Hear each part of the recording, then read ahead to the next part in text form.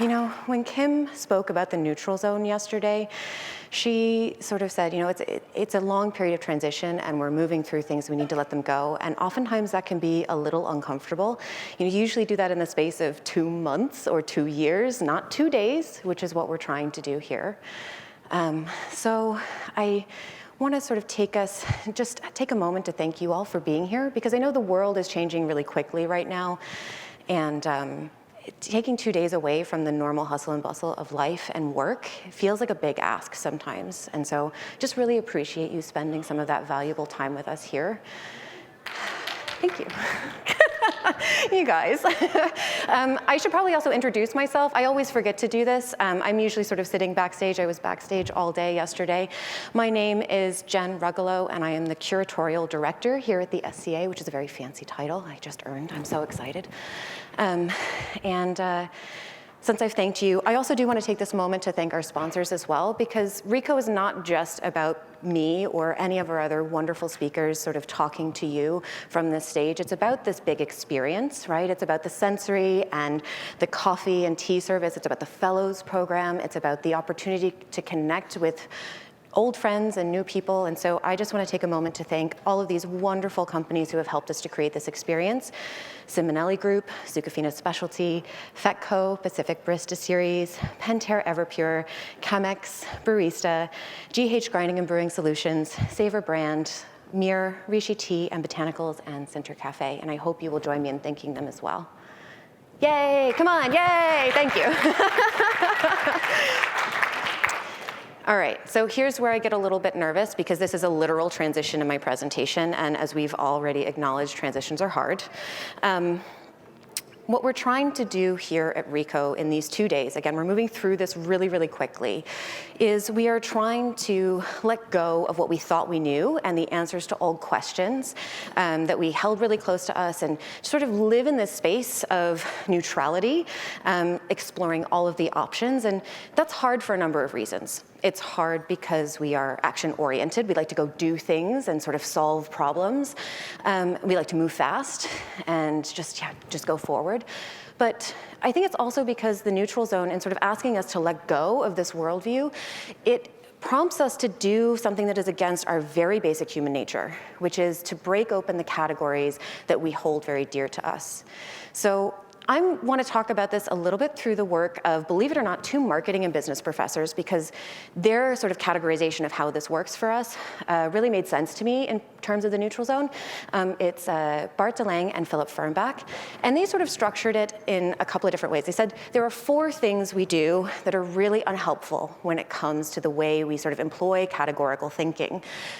The first thing we do is that we compress categories. So if I have a number of items and I need to sort of think about them and sort them into category A and category B, I am more likely to sort of assume that all of the items in category A are a lot more similar than they really are. But really, I've just chosen maybe 1 or 2 things to bucket them, and so there's a lot of variation within that category. Then conversely, we exaggerate the difference between the categories that we create. And so again, category A and category B, because I've bucketed them that way, I'm more likely to assume that they're really, really different, when because of that variation, there's likely a lot of similarities between certain items within those categories. Now, third, we discriminate between categories. And this is likely something you all are a little bit familiar with. I mean, it was a huge evolutionary advantage to us when it came to, is this edible or is it poisonous? But it doesn't really help us when we are trying to think through all of the influx of data that we get when it comes on a sort of personal or business level today. You know, our evolutionary biology has moved a lot slower than the world that we live in. And then the 4th thing that we do is we fossilize our categories. So we hold them as a fixed worldview. And this is what the neutral zone asks us to sort of let go of. And that's really, really difficult, because as de Lange and Fernbach say, categories give us a sense of how things are rather than how someone decided to organize the world. When I first read this, I just had a bit of a moment, because I realized all of a sudden all of the categories that I create all the time in sort of my job as sort of a curator of content and things like that, like, yeah, I forget sometimes that it's time to sort of break open categories. So I wanted to think back. So if today We are sort of focusing back in. Like I said, we're moving really fast through this neutral zone together in these 2 days. And if yesterday was about wiping the slate totally clean, today is about trying to focus us back in a little bit and trying to think about new categories or ways of engaging with things. And forgive me, I'm gonna veer into Sesame Street territory just a smidge because I'm a very visual person and I love colors and shapes. And I found it as a really useful way to sort of think through maybe how this is changing for us. So if I think back to when I first engaged with specialty and how I might have defined it or understood it, I would have said it was kind of shaped like a triangle, maybe even a pyramid. And I say this because we would sort of ask ourselves questions and we would sort of determine where you sat on the pyramid depending on how you answered those questions. Does your coffee have 0 defects? What is the sort of cup quality? What is the score? And we sort of told a story of how we wanted to move more people up the pyramid. But the problem with that is it's a pyramid. So the more people you try to move up, the higher it gets and the harder it gets to sort of reach that. And even if you did sort of like move everybody up and you wanted to try and not raise it, it becomes a square or a cube, right? It's not a pyramid if everybody comes up. And that's the story of specialty to me was all about how can we drive more value back into the system? And so this felt really exclusive. Now, last year, sort of amidst everything that was going on, after a long, long time sort of discussing things and working through them, my colleagues put out a white paper. And they proffered a descriptive definition of specialty coffee. And that point is really important because when I say descriptive, I mean to say that they weren't saying that this is how specialty coffee should be defined. They were saying this is how the marketplace was defining it. And so, in other words, the categories through which we as sort of industry people saw ourselves in weren't exactly matching the categories that were existing in the market. And so what they did in their definition is they moved us from a sense of quality to one of qualities. And okay, so how do you think about this in terms of a shape? Well, they said that this was a continuum. And I'm just gonna remind us of that definition really quick. I'm moving ahead of myself. They said that specialty coffee is a coffee or coffee experience recognized for its distinctive attributes, and because of these attributes has significant extra value in the marketplace. So I've already sort of snuck ahead and said, we're defining this as a continuum. And a continuum is a line, and lines are beautiful and they are elegant, but they are also a little bit simple. And I worry that when we look at this line, we sort of think about things as moving from left to right and sort of addition. But really what we're talking about here is multiplication, and on the scale of a lot of different individual potential variables, and in a way so that we are sort of growing things exponentially. So if I think back to where we started yesterday, I just want to make sure, like I said, we're all on the same page. We started with the raw material of coffee, and we've moved from a sense of, it's not just Arabica and all of its varieties. If we treat Robusta specially, it can be specialty, but also we have all of these underutilized or under-commercialized wild coffees. And their genetic material, we're gonna find ways of trying to intersect things. And so actually that becomes a much bigger pool of initial variables just to start. And then on top of that, we're gonna throw on the processing revolution. And there are so many additional variables there. All of a sudden, your line expands into something like this. And that's just where we're starting.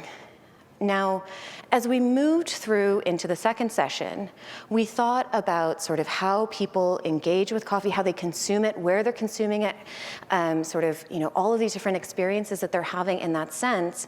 And just think about your own experience. You probably engage with coffee in lots of different ways at different points in the day, depending on who you're with or where you are. And so you as an individual are already bringing a lot of extra variables to the table, let alone the growing number of consumers who are coming along for the ride. And so if I were to sort of do this again, remember, we're multiplying, we're not adding. It might look something like this. Now, I love to complicate things, so we're just gonna keep going here, right? It's gonna get bigger. In the third session, we then talked about this additional experience that people were having. We're not just experiencing specialty coffee as a particular drink in a particular place, served in a particular way.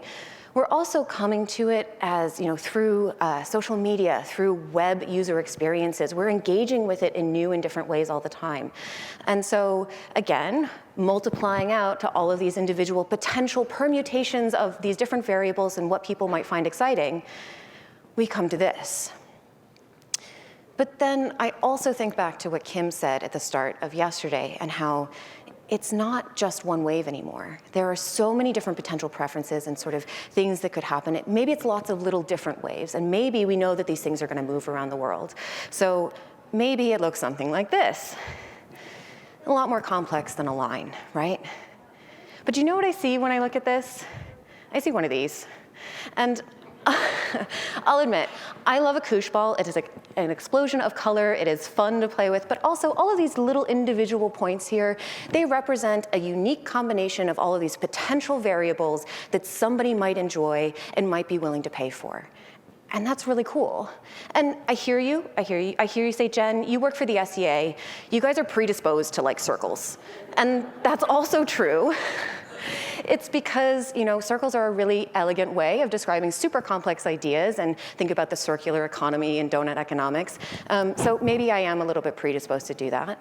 But also, we know because on this very stage back in 2014, we learned that this was the perfect shape to describe all of these possible sort of variables that people might be interested in, because Dr. Helen Hupfer showed this slide and talked us through what it meant.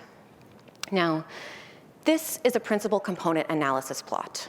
It is clearly an explosion of color on one side, but it is also a way of describing the relationships between really complex data points and data sets, particularly things like when you have multiple variables that you need to work with and sort of how people relate to them.